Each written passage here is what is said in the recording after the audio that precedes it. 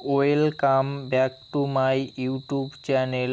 এই ভিডিওতে আজকে আমরা করব অনুচ্ছেদ রচনা শীতকালের। তো দেখো শুরু করি। শীতকাল হলো ষড়ঋতুর পঞ্চম ঋতু। এই ঋতুতে দিন ছোট ও রাত বড় হয়।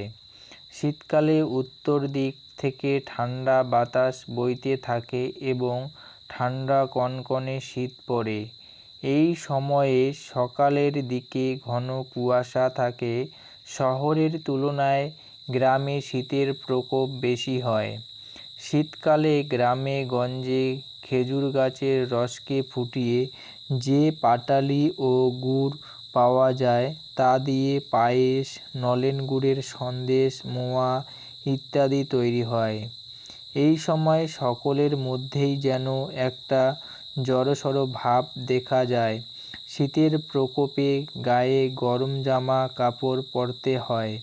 রাতে আমরা লেপ কম্বল বা পশমের চাদর গায়ে দেই এবং ঘরের দরজা জানালা বন্ধ করে রাখি। শীতকালে অনেক গাছের পাতা ঝরে গিয়ে প্রকৃতি এক রুক্ষ রূপ ধারণ করে। এই সময়ে সর্দি, কাশি, নিউমোনিয়া প্রভৃতি রোগের প্রকোপ দেখা যায়। তবে শীতকালে সাধারণত মানুষের স্বাস্থ্য ভালো থাকে। পরিশ্রম করলেও সহজে ক্লান্তি বোধ করে না। এ সময় নানাবিধ শাকসবজি, কমলালেবু ইত্যাদি পাওয়া যায়। অন্যান্য ঋতুর চেয়ে শীতকাল বেশি আরামদায়ক।